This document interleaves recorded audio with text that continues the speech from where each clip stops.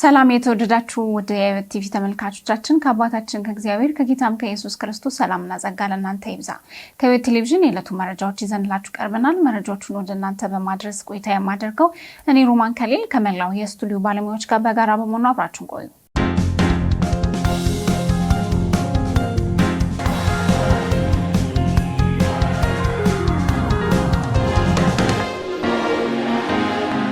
ቀዳሚ ወደ አረግነው መረጃችን ስናልፍ የኢትዮጵያ ቃለ ሕይወት ቤተክርስቲያን የሙያተኞች አገልግሎት ክፍል በየ6 ወሩ የሚያቀርበውን የአገልግሎት ሪፖርት በዲጂታል ስርዓት ለማዘጋጀትና ለማስተዳደር ያለመ የምክክርና የአንድነት መድረክ አካሂዷል።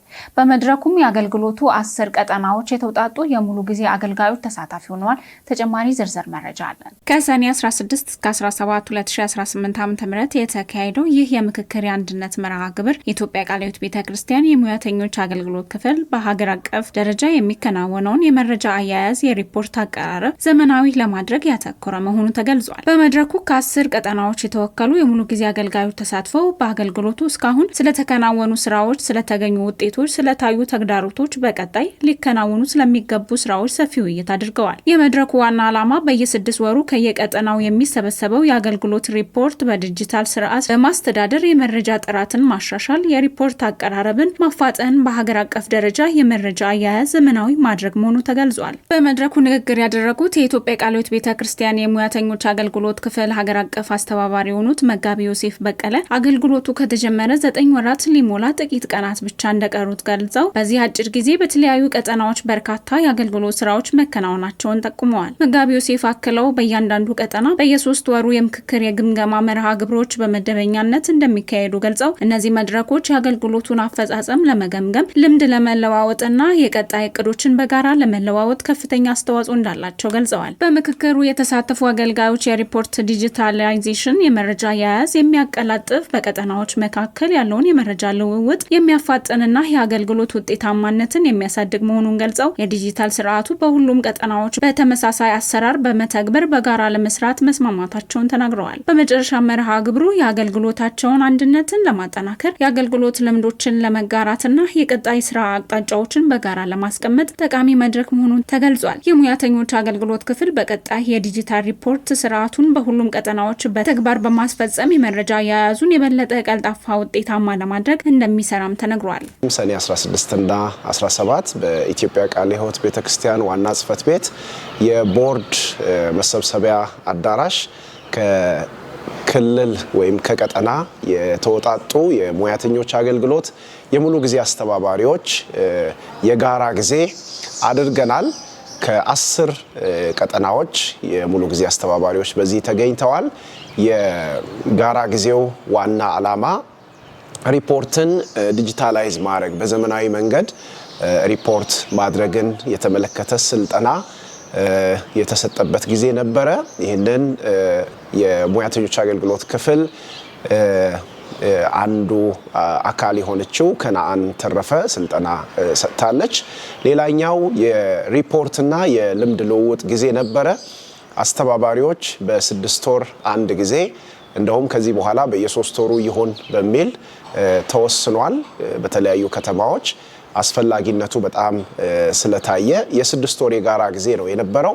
እያንዳንዱ ቀጠና የሰራበትን የ6 ወር እንቅስቃሴ በጋራ የሚቀርብበት፣ የልምድ ልውውጥ የሚደረግበት፣ ቤስት ፕራክቲሶች፣ የተሻሉ አገልግሎት ተሞክሮች፣ ልምዶች አንዳቸው ከአንዳቸው የሚቀምሩበት፣ ደካማ ጎኖችን፣ ተግዳሮቶችን ደግሞ በጋራ ቁጭ ብለን የምናይበት፣ የምንመክርበት፣ የመፍትሄ ሀሳብ ደግሞ የሚቀመጥበት፣ ያሉ ምቹ እድሎች፣ ያልተጠቀምናቸው እድሎች፣ መባከን የሌለባቸው እድሎች ደግሞ ፍንትው ተደርገው ተነስተው እድሎችን በጋራ አይተን አንድ ገጽ ላይ ሆነን በጋራ ተልመን ለቀጣይ 6 ወር የምንንቀሳቀስበት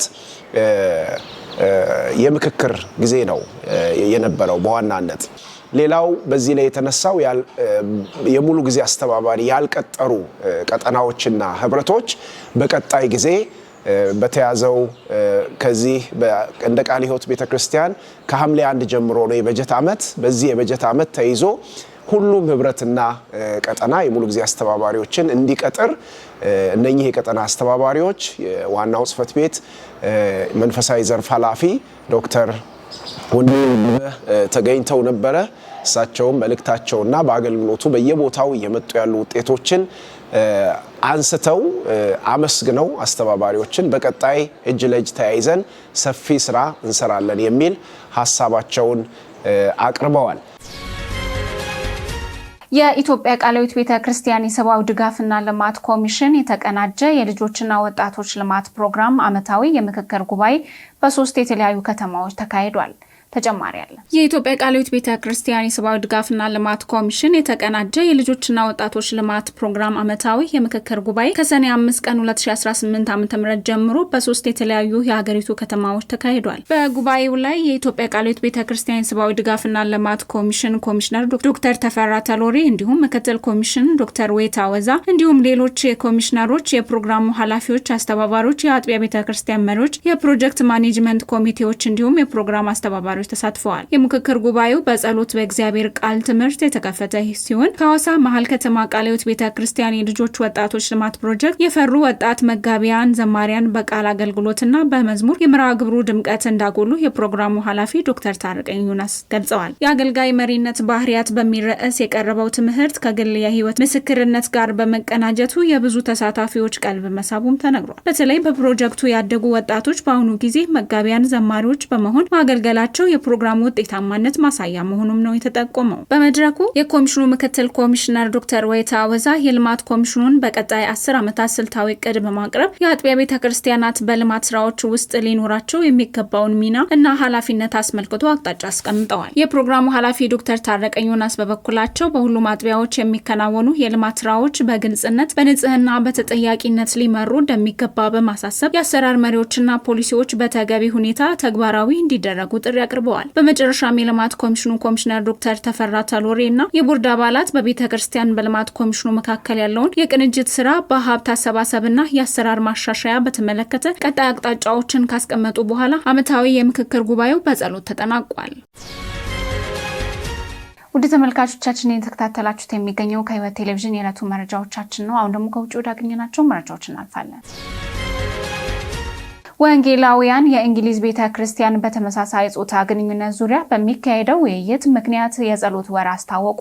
ባልደረባችን ባስሌት ዘሪሁን ተጨማሪ አለው። የእንግሊዝ ቤተክርስቲያን ወንጌላዊ ምክር ቤት CEEC በሐምሌ ወር በመላ እንግሊዝ የሚገኙ ክርስቲያኖች አብያተ ክርስቲያናት ለሀገሪቱ መንፈሳዊ ጤና፣ ለቤተክርስቲያኒቱ ታማኝነትና ለወንጌል ምስክርነት በጋራ እንዲጸልዩ ጥሪ አቅርበዋል። ምክር ቤቱ በጸሎት ወር በየቀኑ የጸሎት ርዕሶችን፣ የመጽሐፍ ቅዱስ ጥቅሶችንና የመንፈሳዊ ማበረታቻ መልእክቶችን በማቅረብ አማኞችን በጸሎት እንዲተባበሩ እየጋበዘ መሆኑን ገልጿል። የጸሎት ጥሪው የመጣው በዚህ ወር በሚካሄደው የእንግሊዝ ቤተክርስቲያን ጠቅላይ ሲኖዶስ ስብሰባ በተመሳሳይ ጾታ ግንኙነት ዙሪያ የሚያከራክረው ጉዳይ እንደገና ሊታይ በመሆኑ ነው። በሲኖዶሱ የሚቀርበው ሐሳብ ቁርጠኛና ታማኝ በሆነ የተመሳሳይ ጾታ ግንኙነት ውስጥ መኖር ከክርስቲያን ደቀ መዝሙርነት ጋር ሊጣጣም እንዲችል እንዲታወቅ ይጠይቃል። የወንጌላዊ ምክር ቤቱ ግን ይህን ሐሳብ የቤተክርስቲያኒቱን ለረጅም ዘመናት የቆየ በጋብቻ በጾታዊ ስነ ምግባር ላይ ያለውን አስተምሮ ለመለወጥ የተደረገ ሙከራ ነው ሲል ገልጿል። የCEEC ብሔራዊ ዳይሬክተር ቄስ ጆን ዱንቴ እንደገለጹት የፕሬይ ጁላይ የጸሎት ዘመቻ ዋና ዓላማ ቤተክርስቲያኒቱ ለመጽሐፍ ቅዱሳዊ እምነት ታማኝ እንድትሆን የወንጌል ምስክርነቷን እንድታጠናክርና ብዙ ሰዎች ወደ እምነት እንዲመጡ መጸለይ ነው። ቄስ ጆን ዱንቴን አክለውም የእንግሊዝ ቤተክርስቲያን ሁልጊዜ ጸሎት እንደሚያስፈልጋት ገልጸው በተለይ በዚህ ወር የሚካሄደው ጠቅላይ ሲኖዶስ በጋብቻና በወሲባዊ ስነ ምግባር ላይ ወሳኝ ውይይት ስለሚካሄድ አማኞች በጸሎት እንዲተባበሩ አሳስበዋል።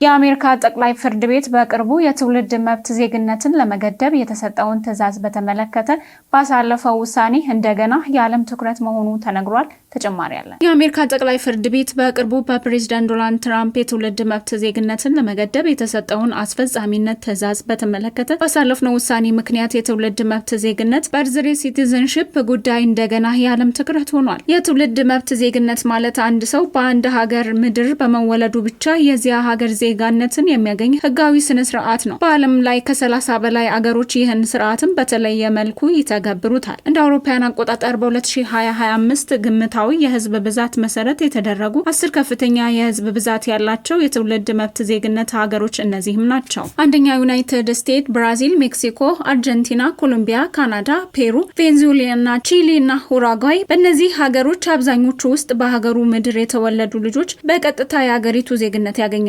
ሆኖም አንዳንድ ሀገሮች እንደ ዲፕሎማቶች ልዩ ያሉ የተወሰኑ ልዩ ሁኔታዎችን ከዚህ መብት ውጪ ያደርጋል። መረጃውን ከክርስቲያን ቱዴይ ኒውስ አገኘ ነው። አሜሪካን ከአትላንቲክ ውቅያኖስ ዳርቻ ተነስቶ እስከ ፓሲፊክ ውቅያኖስ ድረስ በ39 ቀናት ውስጥ ያቋረጠው ሰው መነጋገሪያ ሆነ። ባልደረባችን ሚኪያስ ጌታውን ተጨማሪ ያለው። አሜሪካን ከአትላንቲክ ውቅያኖስ ዳርቻ ተነስቶ እስከ ፓሲፊክ ውቅያኖስ ድረስ ማቋረጥ ሲባል መቼም ለብዙዎቻችን ወደ አእምሯችን የሚመጣው ፈጣን አውሮፕላን ወይም ዘመናዊ መኪና መሆኑ አይቀሬ ነው። ነገር ግን ለቆራጡ ቻድ ካሩሶ ጉዞ ፈጽሞ የተለየ ነበር። እርሱ ለዚህ ታላቅ ፈተና የመረጠው ብቸኛ መጓጓዣ 4 ትናንሽ ጎማዎች ያሏትን ስኬትቦርድ ብቻ ነበር። ቻድ ካሩሶ የተባለው ይህ ወጣት ከካሊፎርኒያዋ ቬኒስ ቢች ተነስቶ ፍሎሪዳ እስከሚገኘው ጃክሰንቪል ከተማ ድረስ ያለውንና ከ3000 ማይል በግምት 4800 ኪሎ ሜትር በላይ የሚሸፍነውን አስገራሚ ርቀት በ39 ቀናት ውስጥ ብቻ በስኬትቦርዱ ማገባደድ ችሏል። ካሩሶ ይህንን ማለቅ የሌለ የሚመስለውን አስፋልት፣ አታካሽ ዳገቶችና ቁልቁለቶችን እንዲሁም የሰውነት አቅምን የሚፈታተኑ የአየር ንብረቶችን ሁሉ ተቋቁሞ ነው ግቡን የመታው። ከግንቦት 1 እስከ ሰኔ 8 ባደረገው በዚህ ጉዞ በቀን በአማካይ 72 ማይል ይሸፍን ነበር። ይህ ጉዞ የፍጥነት ብቻ ሳይሆን የውስጥ ጥንካሬና የእልህ መለኪያነትም ጭምር ነበር። በየቀኑ ጉዞ ሲቀድ በትንሿ ሰሌዳው ላይ ቆሞ ጉዞውን ሲጀምር ከፊቱ የሚጠብቁትን ፈተናዎች ሳይሆን ከኋላ የሚተዋቸውን አዳዲስ ታሪኮች ነበር አይምሮን ያነቃቁት የነበረው። ካሩሶ የጉዞውን እያንዳንዱን አስደሳችና ፈታኝ ምዕራፍ በዩቲዩብ ገጹ ላይ ለተከታዮቹ ያጋራ ነበር። የሚገርመው ካሩሶ ቀደም ሲል እንደ አውሮፓውያን አቆጣጠር በ2023 ከቬኒስ ቢች እስከ ቨርጂኒያ ቢች ያለው ርቀት በ57 ቀናት ከ6 ሰዓት ከ56 ደቂቃ ውስጥ በማጠናቀቅ የፈጣን ሀገር ማቋረጥ የጊነስ ወርልድ ሪካርድ ባለቤት መሆን ችሎ ነበር። አሁን ግን ይህንን የራሱን ክብረ ወሰን በ18 ቀናት ውስጥ በማሻሻል በ39ኛው ቀን ላይ አዲስ የዓለም ሪካርድ አስመዝግቧል። ይህ አስደናቂ ስኬት የሰው ልጅ ቁርጦ ከተነሳ ሊያሳካው ለፈለገው ዓላማ ምንም ነገር እንደማይበገረው ትልቅ ማሳያ መሆኑን ኦዲቲ ሴንትራል ዘግቧል። ውድ ተመልካቾቻችን የተከታተላችሁት ከህይወት ቴሌቪዥን የዕለቱ መረጃዎቻችንን ነበር። መረጃዎቹን ወደ እናንተ በማድረስ ቆይታ ያደረኩት እኔ ሮማን ከሌል ከመላው የስቱዲዮ ባለሙያዎች ጋር በጋራ በመሆን ነበር። ከቀሪ የህይወት ቴሌቪዥን መሰናዶች ጋር መልካም ቆይታ ይሁንላችሁ።